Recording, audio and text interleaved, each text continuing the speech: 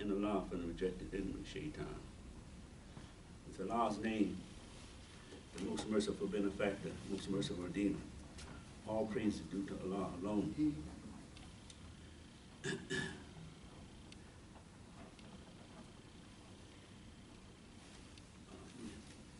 We have some paper towels.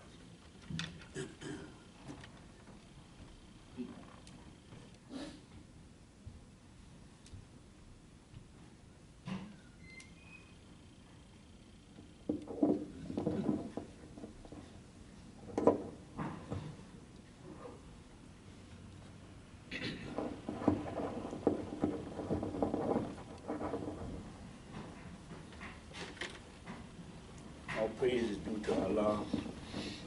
It's Allah's name, the most merciful benefactor, the most merciful redeemer.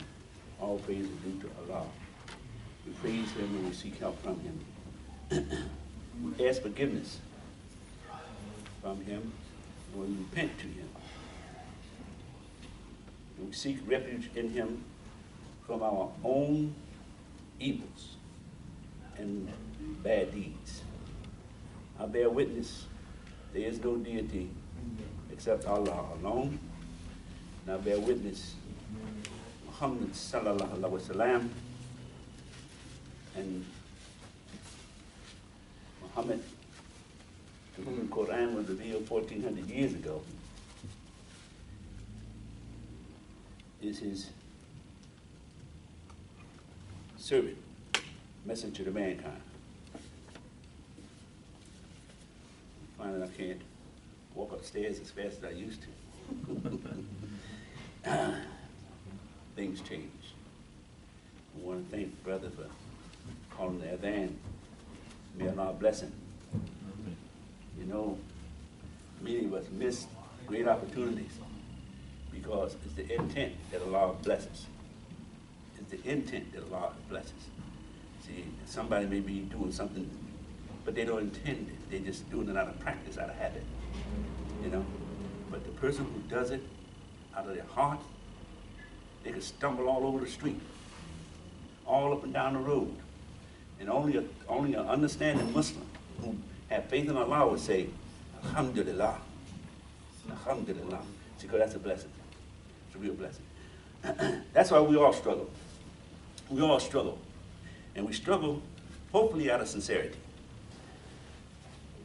Today we're looking at, Allah says in the Quran, the ayat, where He says, in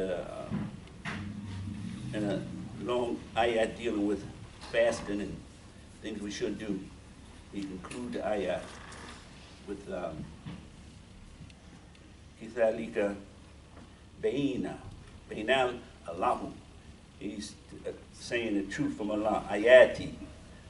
Nasi. These are ayats that's clear for man. La alakum yatakum. He's saying that these ayats are made clear for man so that we can learn or develop, depending on how you interpret that, self-restraint. This is so important, that the concept of self-restraint, what does it mean? We ask yourself, what does self-restraint mean to you?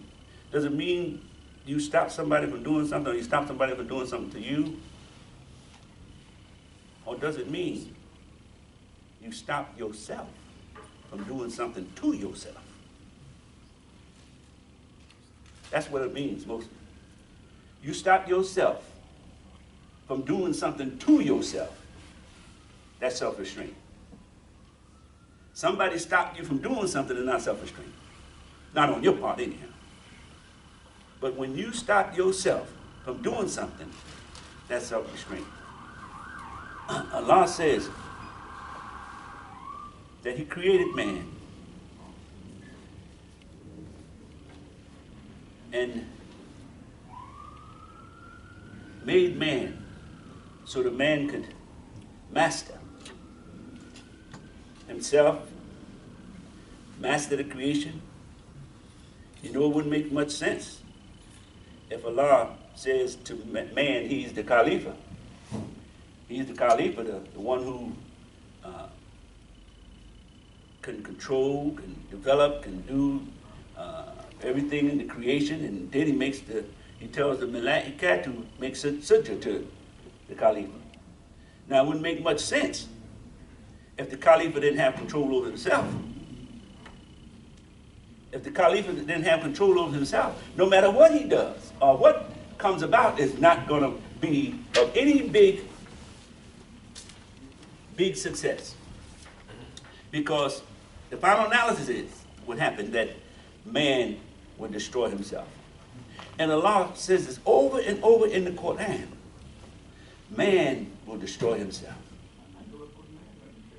Man destroys himself. And most of the time when people read that, they think of man making war against man. We think this country is against that country. No, it's not talking about that man. It's talking about you, individual, me, individually, will destroy ourselves. What does that do? Well, is that an amicable situation? Is that a situation by which we can achieve that goal? Now, Allah says, from day one, you are under the control of Brother Shams, Brother Hussein, Brother Akbar. And you have to do everything they say. Now, only thing you would get a benefit for is obeying them, even if it's against yourself. Obeying them. See, but Allah didn't put us in that situation. In fact, Shaitan doesn't even have that power over man. Shaitan does not have the power over man to cause man not to control himself. Allah says he gives that privilege to man, to you, to me. He gives that privilege to control ourselves to ourselves. No one else. Not mother, not father, not brother, not wife, not children. No one else except ourselves. So he's saying, develop self-restraint. And he's not asking us to develop self-restraint. He's teaching us how to develop self-restraint. This ayat, it goes from, talk about when my service asked concerning the deeds and the closing of talking about the month of Ramadan and prayers. And then it goes on and said, let them fast. Let them not even have sex with their wives in the masjid or be in the mind or any thoughts like that. This is the time that everything is being restrained. They're restraining from food. It's called, they call it controlling appetites, your flesh appetites. That's what this is called. Controlling flesh appetites help to teach us how to control our emotional appetite. It's a learning process. It's a teaching process. So Allah didn't just tell us to control your emotions, control yourself. No, he's teaching us how to do that. He's taught us how to do that. So we don't have to run into a snag.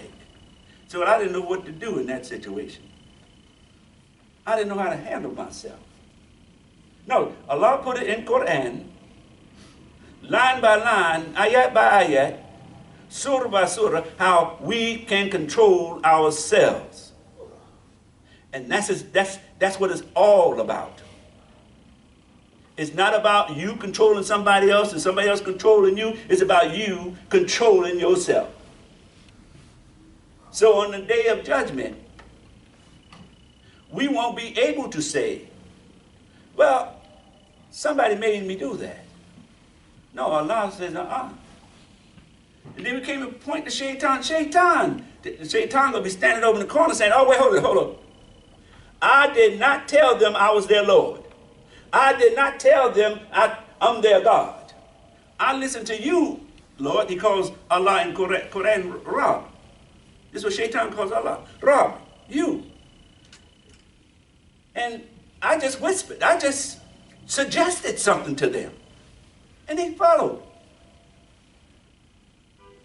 You see, this is why Shaitan was saying to Allah in the discussion in the garden, when Shaitan said to Allah, when Allah told the Malaika to make sujud to man, and all did but Iblis.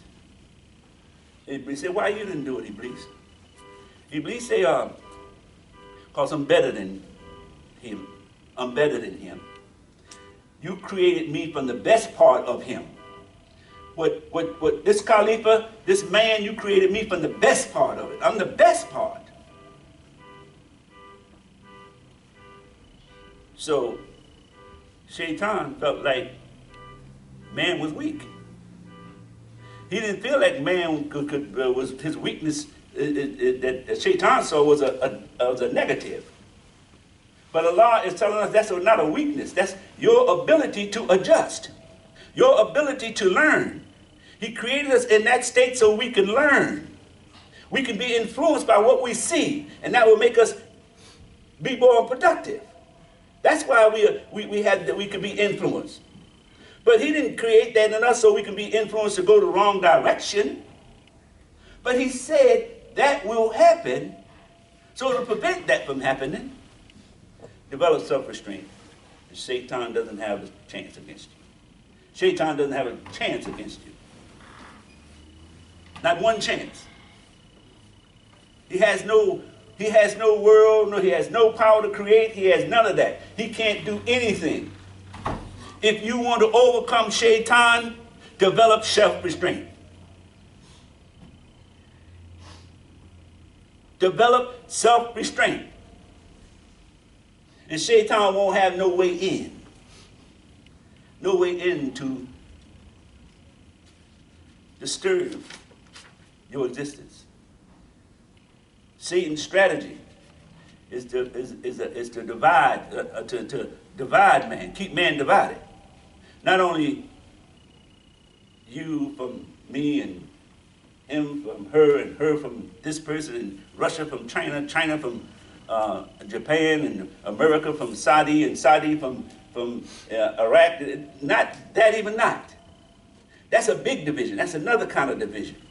But the division Shaitan is interested in is the division that happens in you. He keeps you divided in your own self. How does he do that? He creates doubt. He creates doubt in you.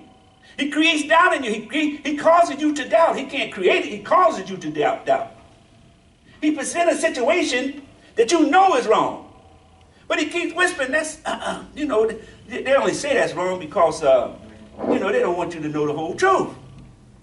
Look at this story again in the garden where Shaitan was talking to Eve, talking to that part of man that was influenced, talking to Adam. Even Adam did the same thing, by the way. And we would explain that, and we explained it many, many times before. But when he's talking to Eve, that part of Adam, in the garden, and he was saying, they just don't want you to know what this tree is all about. You see, they already had their instructions.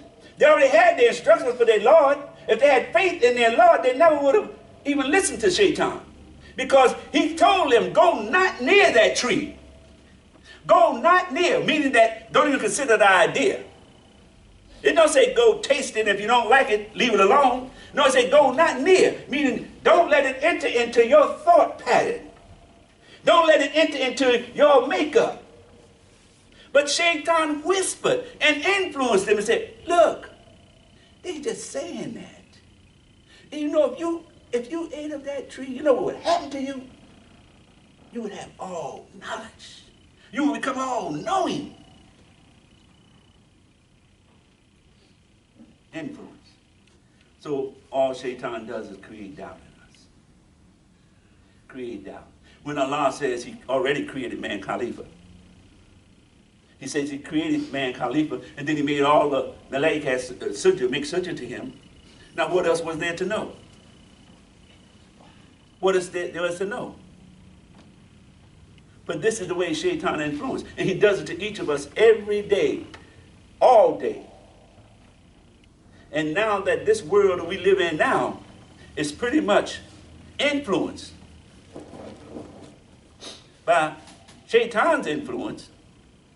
You get it through the radio, you get it through the TV, you getting it in the newspaper, you getting it in when you're sitting down watching the football game, when you're sitting down watching the basketball game, you're getting it then. When you're sitting down watching your favorite movie, you're getting it then. When you listen to your favorite singer, your favorite song, you're getting it. You're getting the influence of Shaitan all day long, 24 hours a day.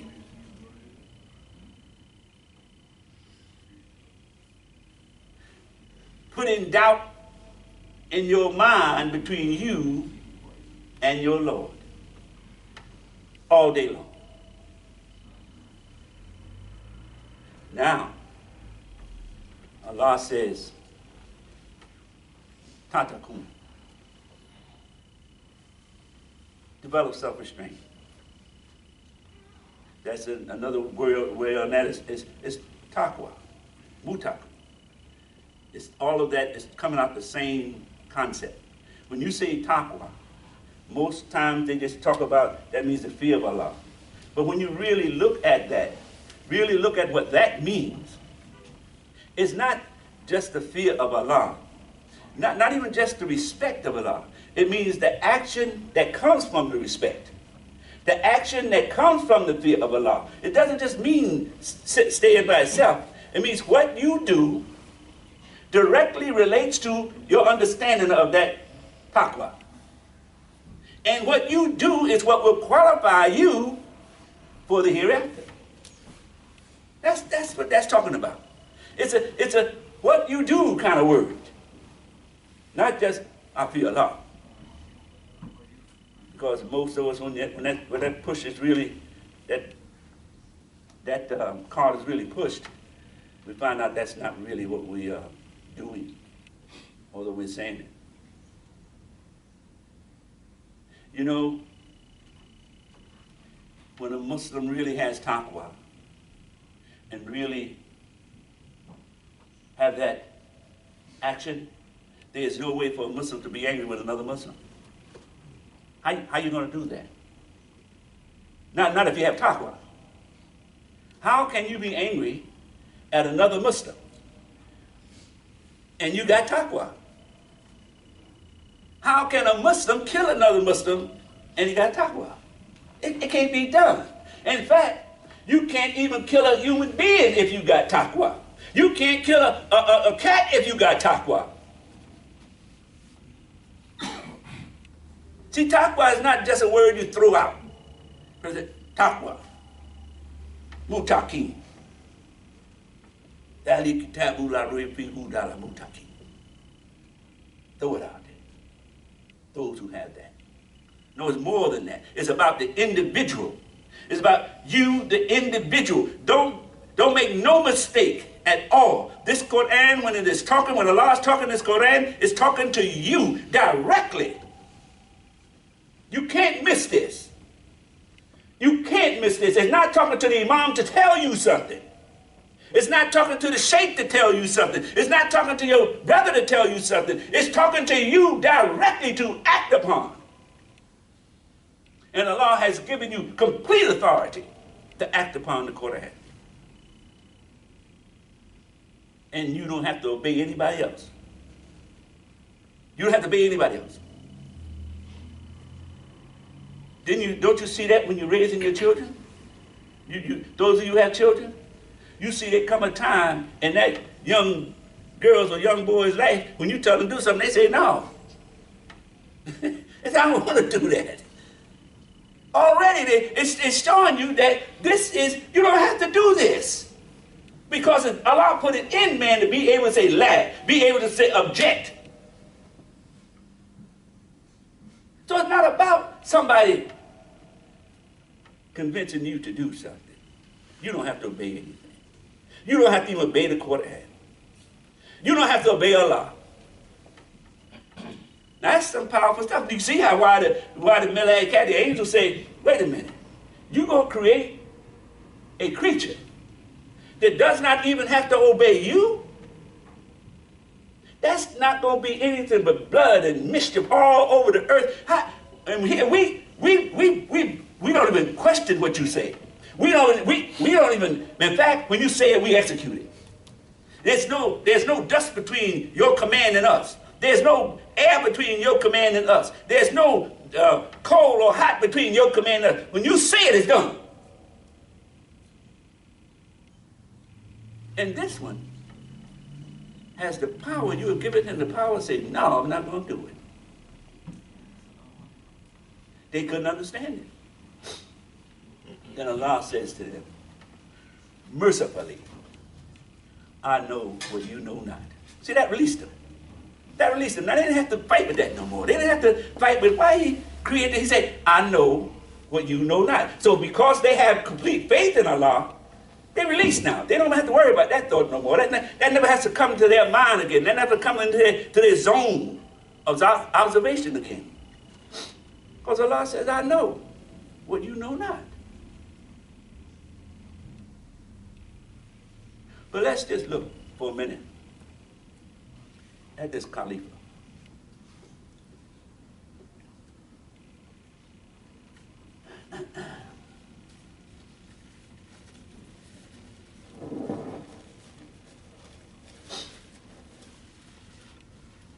Man was created to grow. Man was created, and when we say man, don't detach yourself from that thinking that we mean man, humanity. Now, when we say man, we're talking about each and every one of us individually. Each and every one of us. We make up the collective, but we're individuals.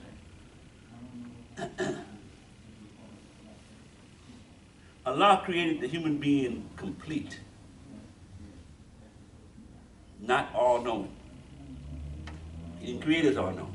Allah is all-knowing, but He created us complete. What does that mean? That means that we have the power and freedom to grow. We have the power and freedom to grow. We can grow intellectually. Man grows intellectually. You know, there was a time when man was crawling on the caves in the mud. And the reason Allah created him in the mud, so when he does get up and get some intellect, he can realize where he come from. And he can make him more humble. He won't stand up and say, I'm Akbar. No, he know better than that. Man knows I didn't bring myself here. Akbar brought me. I'm not the greatest. You see? So man was created crawling. And all science and history would tell you that is the truth. Man was created crawling. Just alongside of the gorilla, the lion, the ape. But Allah says, now look where they are now and look where you are now. They're still there crawling. But look at you. You have gotten up off that floor. You have gotten up and taken your intellect. And your intellect grew day after day, year after year, generation after generation, hundreds of years, thousands of years, and now you're traveling up to Mars, to the moon, to thinking about going around the universe, looking deep into Allah's creation. You're seeing what no other creature can see. We are seeing other universes evolve and coming into existence. And one time, when you think about it, just think about it, at one time we were crawling on this earth. That's growth. That's growth. Allah has given us the freedom to grow, and then he double underlined it, capitalized it. And he told everything else in the creation to make sujood to man. Which means as we start to grow, the angels couldn't stop and block us. When our intellect get to grow, and the angels can say, no, we're going to lock this up. You cannot look into the atom. You cannot look into the electron. You cannot look into what causes hydrogen to be more powerful than oxygen. You can't look into that. You can't look into fire and what you can do with fire. The angels could have blocked that. And our intellect wouldn't have been able to exercise it. But Allah says, make sujood to his man. So when we came up to the fire, we saw that the forest was burning. And we see other fire. Then we learned how to hit wood together and make sparks. Then we learned to build fire. Then we took the fire and hit it against rocks and made the rocks melt and turned it into iron and took the iron and turned it into steel. And we began to build all of this. That's freedom of growth in man's intellect. Then Allah blessed man to grow morally. Now, if we just grew intellectually, we would always be at war with each other. We would always be trying to snatch what the other one has. We would always do things like killing the first born because it's not a male. You see, they had some reasoning for doing that.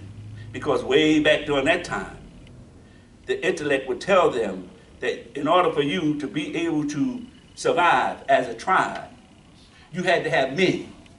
You had to have men to fight. You had to have men to do battle. You had to have men to protect what you get.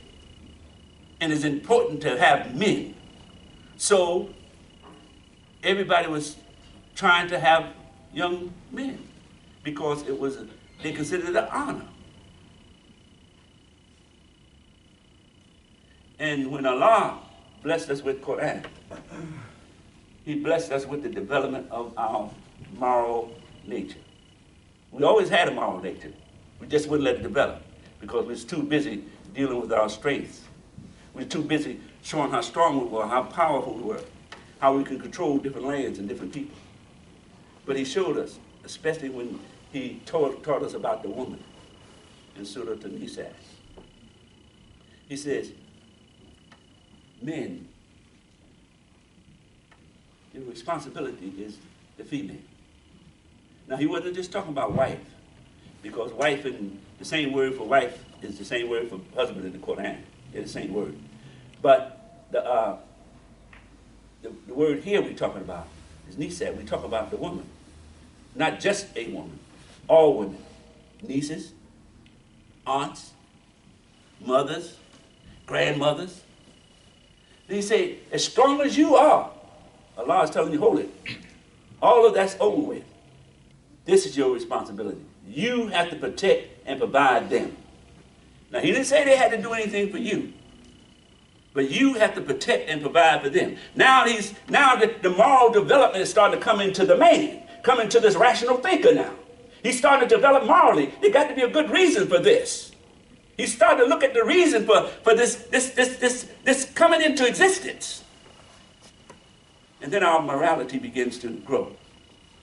Then Allah says, when he teaches us zakat,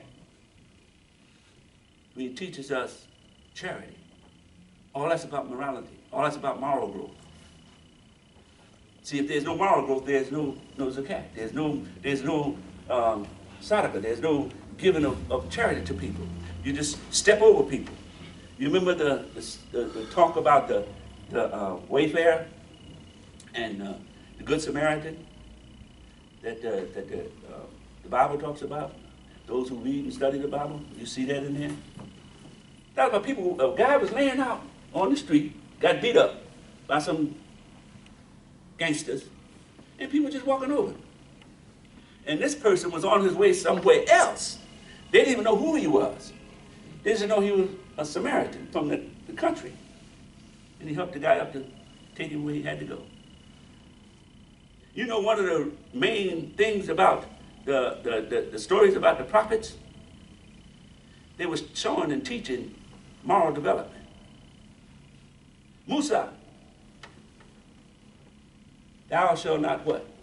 Thou shalt not what? Thou shalt not what? Thou shalt not what? Thou shalt not. All of these thou shalt nots was directing us to moral growth. Not stealing, to respecting your brother, respecting all this, talking about moral growth. And allowed us to grow freely morally. Because without morals, the society is doomed. You know what morals represent? The bones in your body. The bones in your body. If you take the bones out of your body, you're nothing but a blob laying on the floor with eyeballs.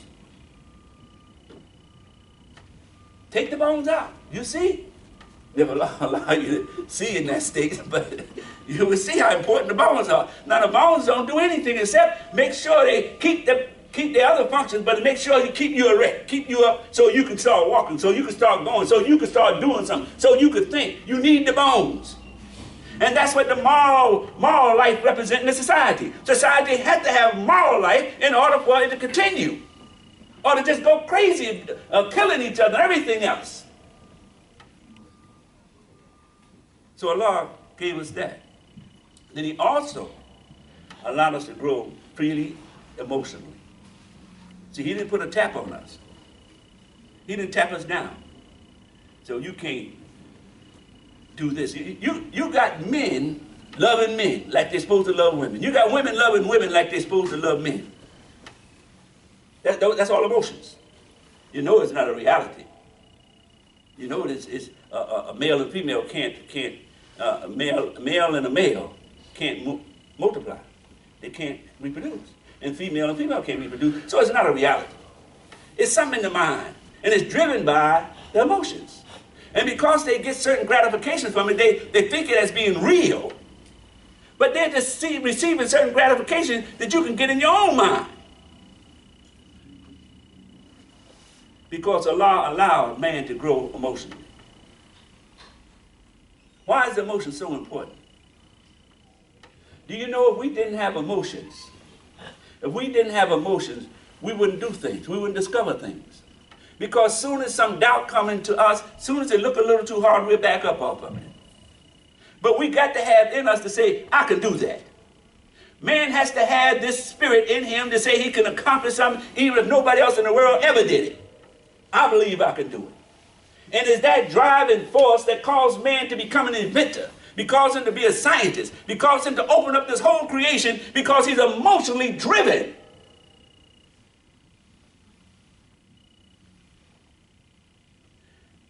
Now there's two sides to that. There's a good side, and there's a not so good side. Envy, that's an emotion. Jealousy, that's an emotion. Hatred, that's an emotion. Greed, that's an emotion. Emotions of that nature will destroy man. So man, in that first ayat, is telling us to develop taqwa. Develop taqwa. Mutaqin. Because that can control the emotions. And if we don't control the emotions, that's Shaitan's playground. Because Shaitan will come at you through your emotions. He can come at you through your intellect too, but your emotions primarily. And even if he come at you through your intellect, you have to emotionally agree to it. It's very important for us to understand that process of growth, and it's natural growth. And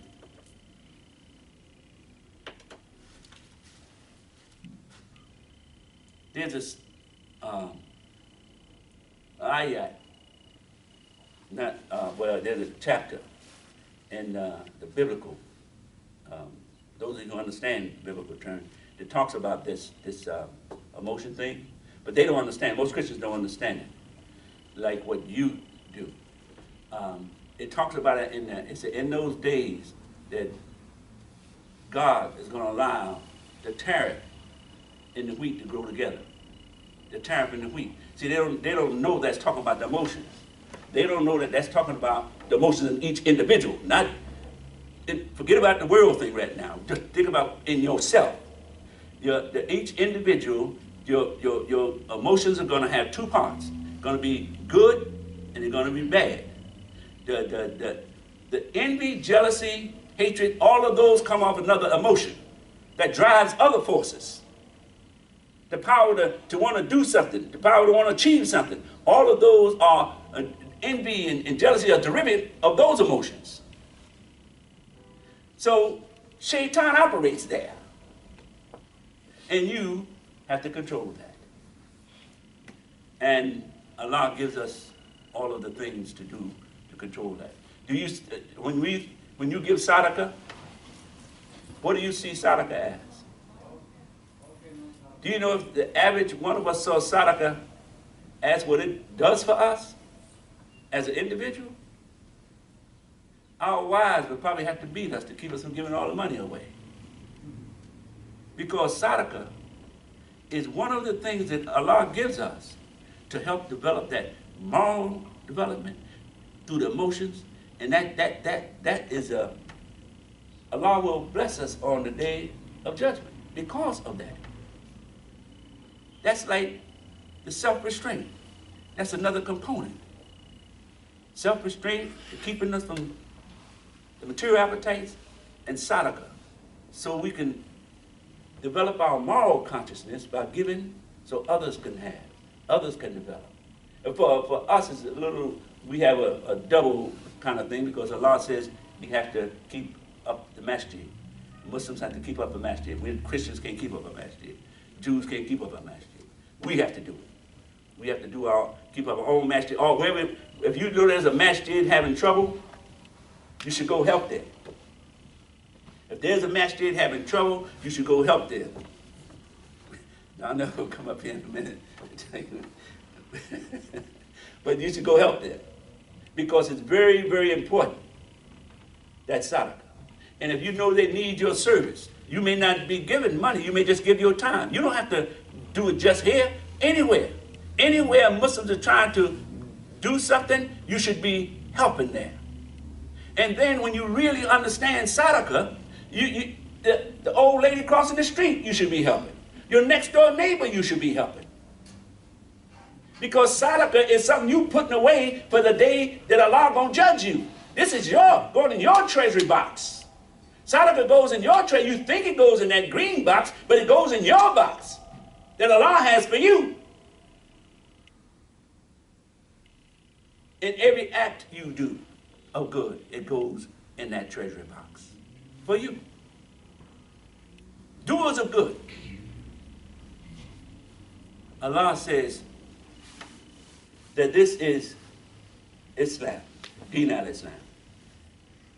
And many times in the Quran you see where it says, in the English you see, it may say Islam, but in the Arabic, most times it says Muslim, Muslimin. And what it's talking about is that when you submit your whole self to Allah, that is Islam. That is Islam. Without that, there is no Islam in your life. They just know Islam. No matter how many kufis you wear, no matter how many jalabis you wear, no matter what you got on your chest, if there is none of that, there is no Islam in your life. You have to submit. You have to submit your whole self. And the whole self we just went over. Your intellectual self that Allah allowed to grow, your moral self that Allah allowed to grow, and your emotional self that Allah allowed to grow. Your whole self, that's your whole self. You have to submit that whole self to Allah. And then that would be Islam.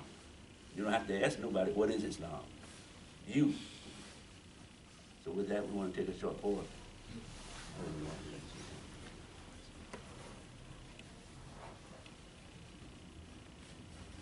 أعوذ بالله من الشيطان الرجيم بسم الله الرحمن الرحيم الحمد لله رب العالمين أشهد أن لا إله إلا الله أشهد أن محمدا عبده ورسوله.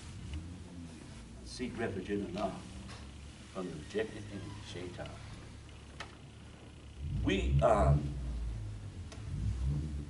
in a beautiful time in our life, and those of us who are born in this day and time, we are witness to a lot of things, and all we have to do is have faith. We are witnessing to the world as it's changing. We are witnessing to a changing world. See, the world has been changing all the time, but we are witnessing the world changing all over at the same time. We have technology now that we can see what's going on in other countries and other places. See, years ago that wasn't possible. Now it's possible. So we are witnessing this great global change that's coming over the world. And in the forefront of it is Islam. Now there are a lot of people who are trying to distort that vision. They're trying to distort the vision of Islam so the world won't see Islam in its pureness. They're distorting it. They're distorting it. They say they use all kinds of words, terrorists. They use all kinds of things to distort the pureness of Islam. But the beauty of this is, and this is what I want to just leave you with this. The beauty of this is that Islam is you.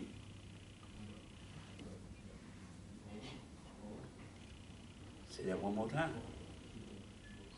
Islam is you. When anyone sees you, they see Islam.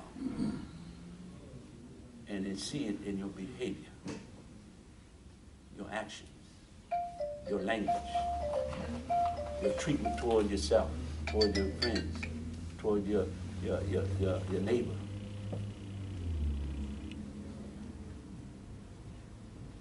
You don't have to go anywhere to get that. It's in you.